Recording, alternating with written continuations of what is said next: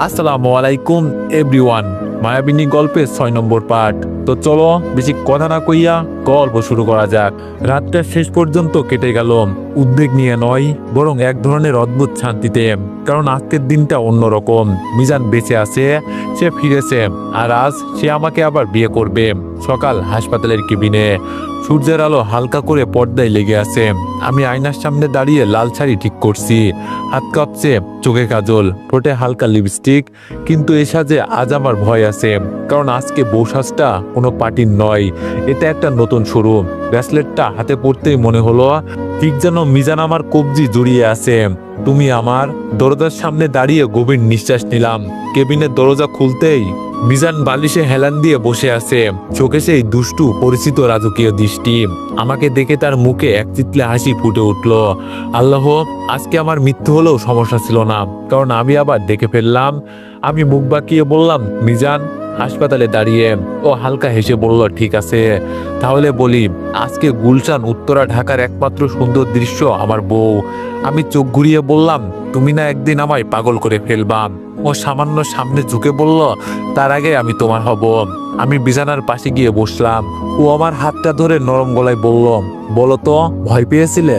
আমি ধীরে মাথা নাড়ালাম। ভীতি নয়, হারানোর দুঃস্বপ্ন ছিল। ও আঙ্গুল দিয়ে আমার নিচের ঠোঁটটা ছুঁয়ে দিল। এটা মনে রাখবে, আমি আমার দেশকে প্রতিশ্রুতি দিই যুদ্ধের, কিন্তু তোমাকে প্রতিশ্রুতি দিই আমি ফিরবো। আমার চোখ ভিজে উঠল। ও কপালে ঠোঁট ছুঁয়ে বলল, চলো বিয়ের কথা বলি। আমি অবাক হয়ে বললাম, হাসপাতালে? মিজান বলল, ও চোখ তুলে দুষ্ট হাসি দিল। আগে বাঁচলাম, এখন বিয়ে করলেই লাইফ কমপ্লিট। আমি হেসে ফেললাম। ঠিক তখনই দরজার টোকা। আয়েশা, ডিউটি ডাক্তার, আর দুইজন নার্স ফুল হাতে দাঁড়িয়ে। আমি অবাক। আয়েশা বলল, স্যার বলেছিলেন আজ একটা স্পেশাল ডে। ডাক্তার হেসে বলল, তাহলে আমরা সাক্ষী। আমি লজ্জায় মাথা নিচু করে ফেললাম। মিজান আমার দিকে তাকিয়ে বলল, ঠিক আছে, এখন শোনো। ও আস্তে করে আমার হাতটা নিজের বুকে রাখলো, তারপর ধীরে বলল, আমি মিজান, সেনাবাহিনীর অফিসার। আজ আবার আমার স্ত্রী, আমার শান্তি, আমার যুদ্ধবিরতি, আমার জীবনের সবচেয়ে মূল্যবান মানুষকে নিজের করে নিচ্ছি। আল্লাহর নামে, ভালোবাসার নামে, প্রতিশ্রুতির নামে। আমার নিঃশ্বাস থেমে গেল। আমি ধীরে ফিসফিস করে বললাম, আমি তোমার পিচ্চি বউ, প্রতিশ্রুতি দিচ্ছি তোমার পাশে থাকবো। যখন তুমি শক্ত, যখন তুমি দুর্বল, যখন তুমি যুদ্ধ করবে, বা যখন তুমি ক্লান্ত হয়ে যাবে, আমি তোমার ঘর হব। সবার চোখ ভিজে উঠল। মিজান হেসে বলল, এবার চুমু। আমি চোখ বড় করে বললাম, তুমি সিরিয়াস? সব লোকের সামনে? ও শান্ত স্বরে বলল, লোক না, সাক্ষী। আগে নাচরা লাজুক হয়ে চোখ নামালো। আমি লাল হয়ে ফিসফিস করে বললাম, ঠিক আছে, কিন্তু ছোট্ট।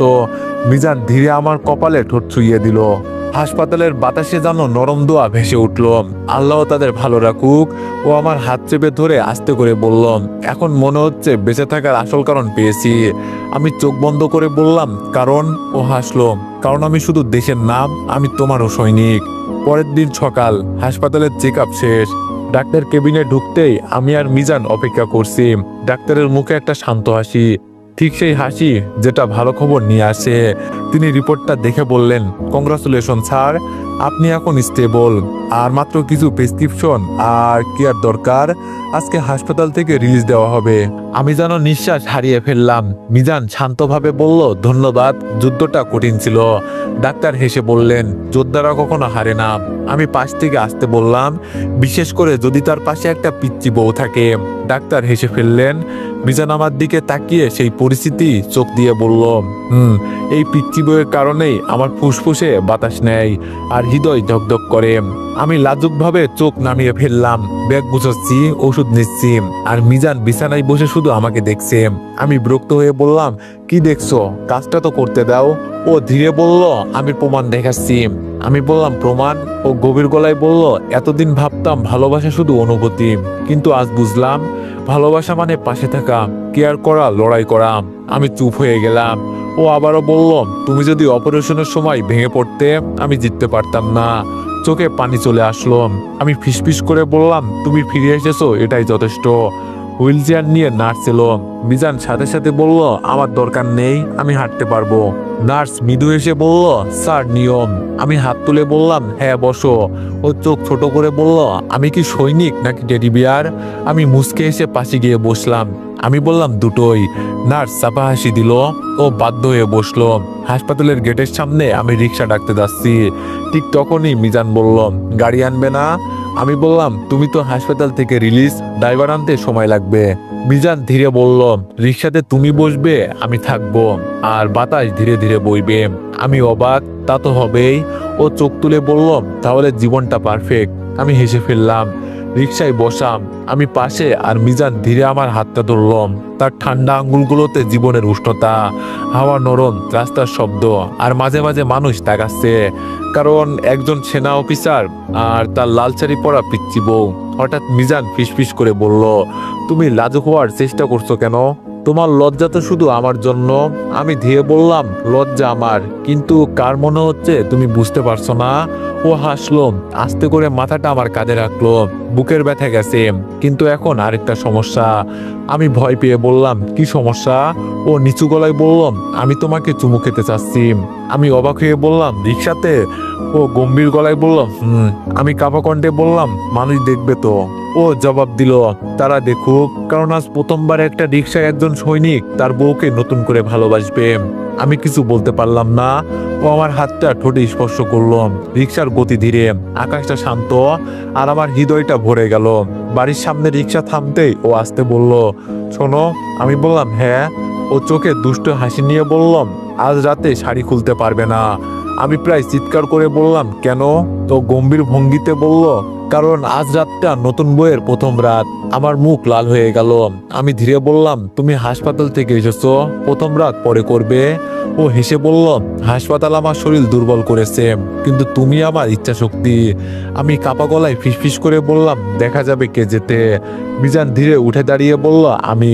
তারপর চোখ টিপে বলল, কারণ আমি কখনো যুদ্ধ হারি না। সন্ধ্যা নামতেই পুরো বাড়িটা অদ্ভুত শান্ত হয়ে গেল। পরিবেশটা যেন অপেক্ষায় কিছুর জন্য, হয়তো আমাদের নতুন শুরুর জন্য। আমি আয়নার সামনে দাঁড়িয়ে আছি, লাল শাড়ি পরে নিয়েছি, চুলে খানিকটা ফুল, হাত ভরা চুড়ি, আর ঠোঁটে হালকা লাল লিপস্টিক। তবুও কেমন যেন মনে হচ্ছে হৃদয়টা আমার শাড়ির রঙের থেকেও লাল হয়ে গেছে। হঠাৎ দরজায় টোকা। আমি চমকে উঠলাম, পিচ্চি, ভিতরে আসতে পারি? এটা মিজানের কণ্ঠ। কণ্ঠে হাসপাতাল থেকে ফেরার ক্লান্তি নেই, বরং এক অদ্ভুত শান্ত রোমান্টিক গম্ভীরতা। আমি একটু সময় নিলাম, তারপর বললাম, হ্যাঁ আসো। দরজাটা আস্তে খুলল। মিজান ভিতরে ঢুকতেই এক মুহূর্ত থেমে গেল। ওর চোখ ধীরে আমার উপর থেকে নিচে নামলো, আবার ধীরে উপরে উঠলো। তার শ্বাসটা যেন আটকে গেল। আমি বললাম, সাবধান। ও অবাক হয়ে বলল, কেন? আমি লজ্জায় বললাম, এভাবে তাকালে হার্ট মনিটর লাগানো লাগবে আবার। ও হাসলো। মিজান বলল, কিন্তু এখন তোমার মনিটরের দায়িত্ব আমারই। ও ধীরে ধীরে আমার কাছে এসে দাঁড়ালো। আমার হৃদয় ধকধক করছে। মিজান আসতে বলল, তুমি জানো আমি এত যুদ্ধ করেছি, কিন্তু আজ সব থেকে বড় যুদ্ধ। আমি বললাম, কোনটা?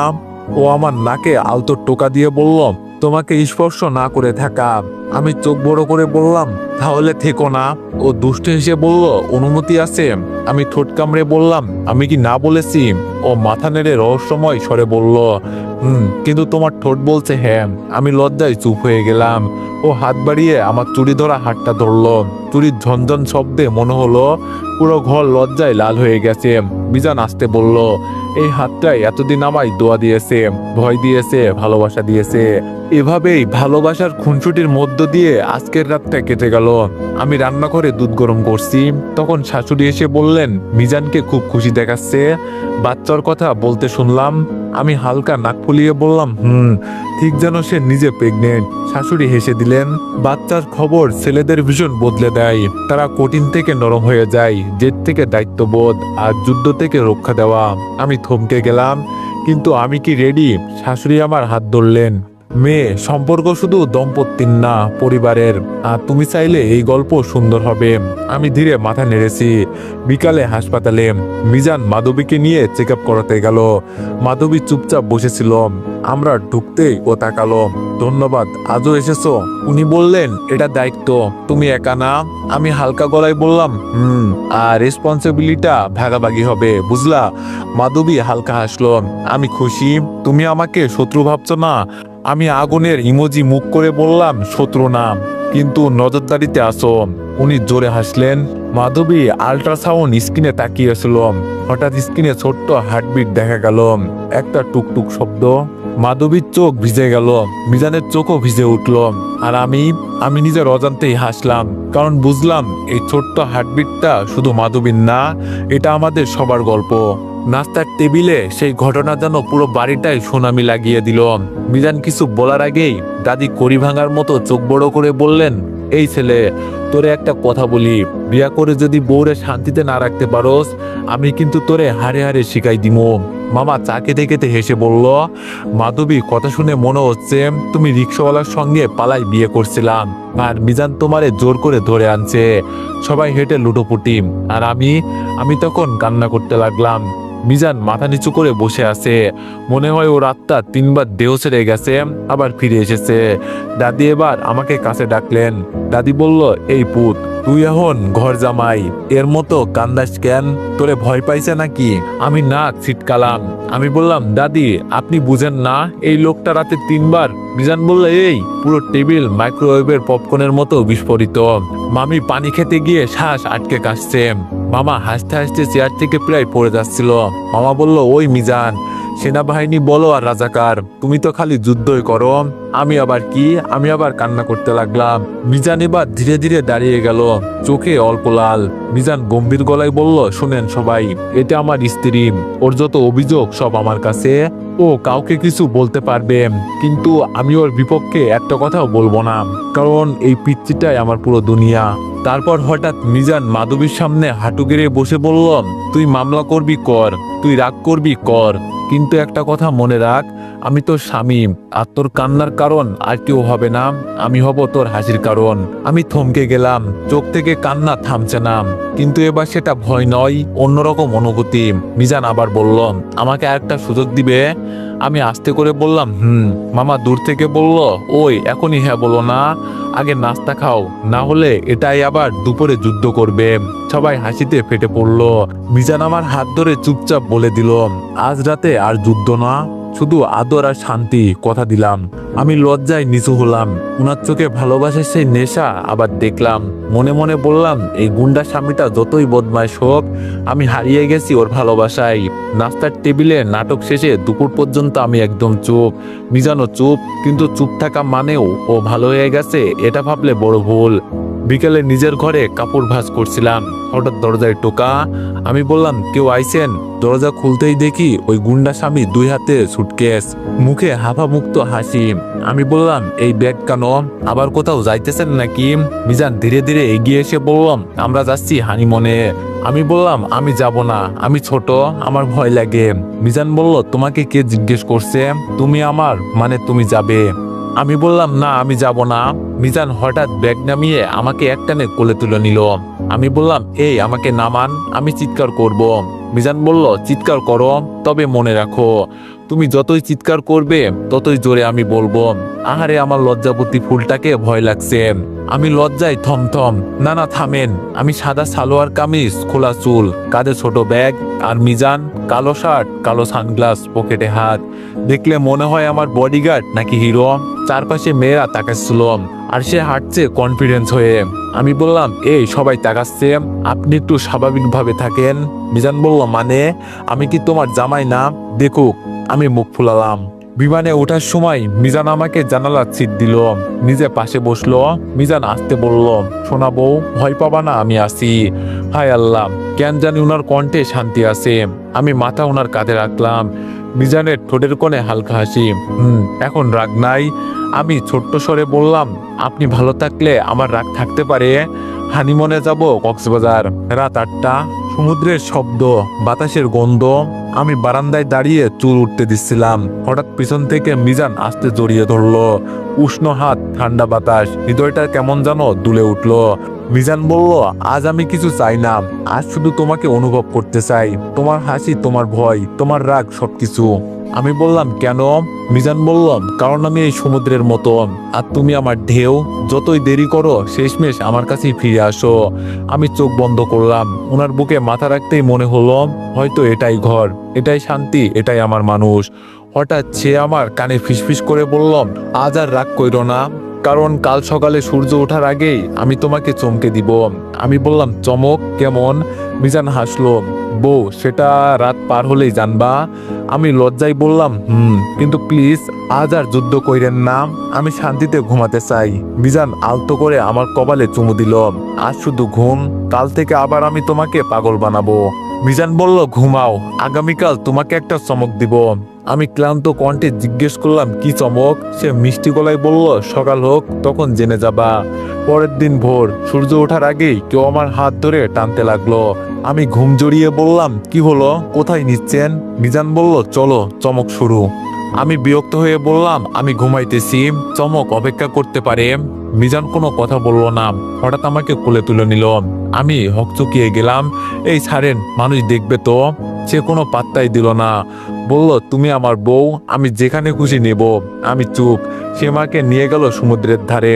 ভোরের আলো, লোনা পানি, আর ওই মানুষটা নিয়েছিল একটি নরম সাদা বাক্স। আমি অবাক হয়ে তাকিয়ে জিজ্ঞেস করলাম, এটা কি? মিজান বাক্সটা খুলল। ভিতরে ছোট্ট সোনার লকেট। লকেট খুলতেই ভিতরে দুইটা ছবি, এক পাশে আমি, অন্য পাশে সে, আর মাঝখানে লেখা ছিল, যতদিন শ্বাস আছে ততদিন তুমি আমার। আমি আর কথা বলতে পারলাম না, চোখ ভিজে উঠল। মিজান আমার দিকে তাকিয়ে বলল, এটা কোনো দামি জিনিস না, কিন্তু এটা প্রতিশ্রুতি। আজ থেকে যাই হোক, কেউ তোমাকে কষ্ট দিলে প্রথমে আমি দাঁড়াবো সামনে। এভাবেই আমাদের ওই দিনটা সুন্দরভাবে কেটে গেল। পরের দিন সকালে আমি আর মিজান সমুদ্রের পাড়ে হাঁটতেছিলাম।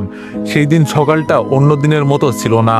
হাসি ছিল, কথা ছিল, কিন্তু মাঝে মাঝে মনে হচ্ছিল মিজানের চোখে কিছু একটা ছায়া আছে। আমি বারবার জিজ্ঞেস করছিলাম, আপনি ঠিক আছেন? আপনি অদ্ভুত আচরণ করছেন কেন আজ? মিজান প্রতিবারই একই উত্তর দিচ্ছিল, কিছু না, সব ঠিক আছে। কিন্তু তার চোখ বলছিল সবকিছু ঠিক নেই। বিকালবেলা আমরা সৈকতে হেঁটে যাচ্ছিলাম, হাওয়া বইছিল। আমি খুশি হয়ে চলছিলাম, কারণ ভেবেছিলাম এই সফরটা আমাদের জীবনের সবচেয়ে সুন্দর স্মৃতি হবে। হঠাৎ কিছু দূর থেকে একটা মেয়ের কণ্ঠ ভেসে এলো। মেয়েটি মিজানের নাম ধরে ডাকলো। মিজান থেমে গেল। আমি অবাক হয়ে তাকালাম। মেয়েটি এসে দাঁড়ালো আমাদের সামনে। সে সুন্দর, পরিপাটি, আত্মবিশ্বাসী। আমি নিচু গলায় জিজ্ঞেস করলাম, কে? মিজান উত্তর দিল, না। মেয়েটা হালকা হেসে আমাকে দেখে বলল, তুমি নিশ্চয়ই তার নতুন বউ, আগেরটার থেকে ছোট। আমার বুকটা ধক করে উঠল। আগেরটা? আমি কাপা গলায় বললাম, মানে? মেয়েটা সরাসরি বলল, আমি ছিলাম মিজানের বাগদত্তা। বিয়ের আগের দিন সে আমাকে ছেড়ে দেয়, কারণ সে বলেছিল প্রেম করে বিয়ে করবে না, মা যাকে বলবে তাকেই বিয়ে করবে। আমার গলা শুকিয়ে গেল।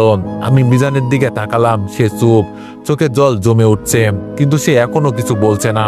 মেয়েটা আবার বলল, তুমি জানো, সে আমার সাথে 5 বছর ছিল। আমরা প্ল্যান করেছিলাম বিয়ে, বাড়ি, ভবিষ্যৎ সবকিছু। আমার শ্বাস নিতে কষ্ট হচ্ছিল। আমি শুধু বললাম, মিজান সত্যি? মিজান আসতে বলল, হ্যাঁ, কিন্তু ও যা বলছে সব নয়। মেয়েটা হাসলো, সব না? তাহলে বলো, তুমি কাঁদতে কাঁদতে আমায় বলেছিলে তুমি কাউকে ছাড়তে পারবা না, আর আজ দেখছি তুমি অন্য কাউকে নিয়ে হানিমুনে। তার হাসিটা ছিল বিষের মতো। আমি আর দাঁড়াতে পারছিলাম না, আমার চোখ ঝাপসা হয়ে যাচ্ছিল। আমি শুধু বললাম, আপনি কেন বলেননি? মিজান এগিয়ে এলো। আমি সুযোগ পাইনি। আমি ভেবেছিলাম সব ভুলে যাব, তোমাকে কষ্ট দিতে চাইনি। আমি পিছনে সরে গেলাম, কিন্তু আপনি গোপন করেছেন। তাহলে আজও কি আমি শুধু আপনার কাছে একটা দায়িত্ব? তার চোখ লাল হয়ে গেল। তুমি দায়িত্ব না, তুমি আমার সবকিছু। কিন্তু এখন সেই কথাটা বিশ্বাস করার মতো সাহস আমার ছিল না। সমুদ্রের ঢেউ যেন আমার কান্নার সাথে তাল মিলাচ্ছিল। আমি আসতে বললাম, আপনি আমাকে হাসিয়েছেন, রাগিয়েছেন, ভয় দেখিয়েছেন, কিন্তু আজ প্রথমবার আপনি আমাকে ভেঙে দিলেন। মিজান হাত বাড়ালো, চলো, আমি সব বুঝিয়ে বলবো। আমি হাত ছাড়িয়ে বললাম, থাক, আজ আপনার কথা নয়, আজ আমার কষ্ট কথা বলবে। মেয়েটা চলে গেল, আর আমি হাঁটতে শুরু করলাম, সমুদ্রের দিকে নয়, দূরে, যতটা দূরে পারি। পেছন থেকে মিজানের কণ্ঠ ভেসে এলো, থেমে যাও, আমি তোমাকে হারাতে পারবো না। আমি থামলাম না, কারণ আজ ভালোবাসার চেয়ে কষ্ট বেশি ছিল। তো এভরিওয়ান, নেক্সট পার্টের জন্য সবাই একটু অপেক্ষা করো, আর মেবি কালকে গল্পটি শেষ হয়ে যেতে পারে। তো সবাই একটু বেশি বেশি লাইক আর কমেন্ট করে দিও। ধন্যবাদ।